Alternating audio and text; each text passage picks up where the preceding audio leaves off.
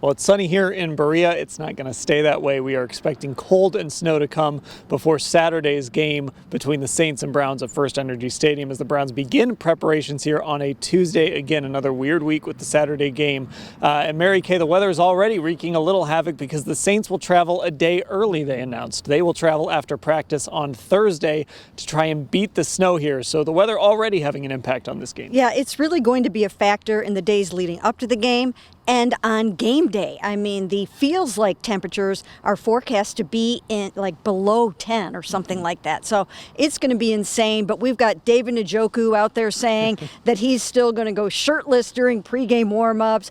We've got Nick Chubb saying that he's still going to go sleeveless during pregame and during the game. So we'll see how that actually goes on Saturday, but it will definitely be a factor. Yeah, you mentioned it. The weather's going to be 10 degrees, wind chill below zero, like minus 10, minus 12. I've seen, Ashley, the snow is supposed to be done by Saturday morning, but I was reading today from the National Weather Service that they just don't know how much snowfall there's going to be. So this weather is going to be a problem. Yeah, and of course for our viewers who are from Cleveland, you know that lake effect snow is really hard to predict, and a snowstorm could come in and then it gets impacted by the weather off the lake. So there is a lot of unknown, but I will say I think that hearing what the temperatures are supposed to be and what the feel like temperature is going to be, I think that's like the biggest concern going into this one almost. Now, talking about some injury updates, the Browns are getting Ethan Posick hopefully back on Saturday. They designated him to return from injured reserve. David Bell was also back on the practice field. But Mary Kay, somebody you mentioned earlier, Nick Chubb, he did not practice with a foot injury today.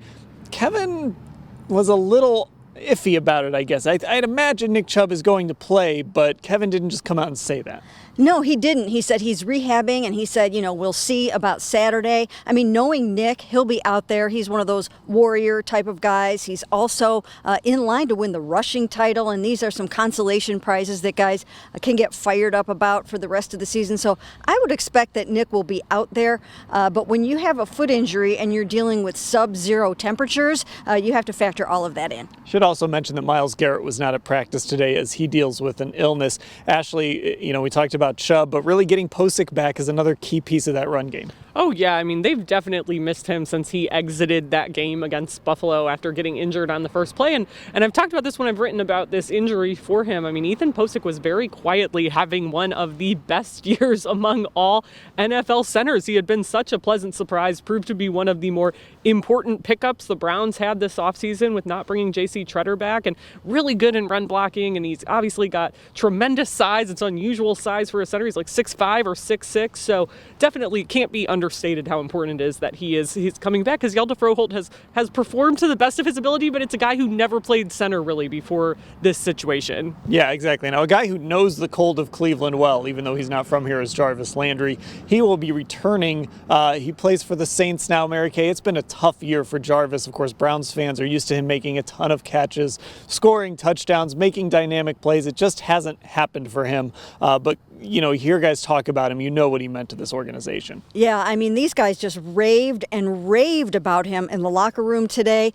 Just his leadership, his fiery nature, and all the things they learned from Jarvis when he was here, including, to go out there and be that warrior, to play through the pain and through your injuries and to leave it all out on the field. So a lot of guys were really sad to see him go, and will be happy to be reunited with him on Saturday. And Ashley, of course, you got a little bit of that Jarvis Landry experience and kind of what he means, and of course just hearing guys talk about him today and what he meant to this organization. Yeah, it just seems like everyone in this locker room still has so much respect for him, still considers themselves friends with Jarvis Landry, and I think like the key point, I guess, of his tenure here that people always look back on is that contagious speech, and guys still talk about like how important they thought that was. David Njoku, Denzel Ward, guys who have been around, through some of the leaner years like Jarvis Landry, and how much of a turning point that was. And when you talk to guys who were in that receiver room, I'm thinking of Rashard Higgins, other players in that receiver room, they raved about what Jarvis and also what Odell Beckham Jr. meant to those guys being in that room and how they helped them along. So definitely a warm reception for Jarvis Landry when he gets back on a cold Saturday at FirstEnergy Stadium. We'll cover everything that leads up to that game, all at cleveland.com/Browns.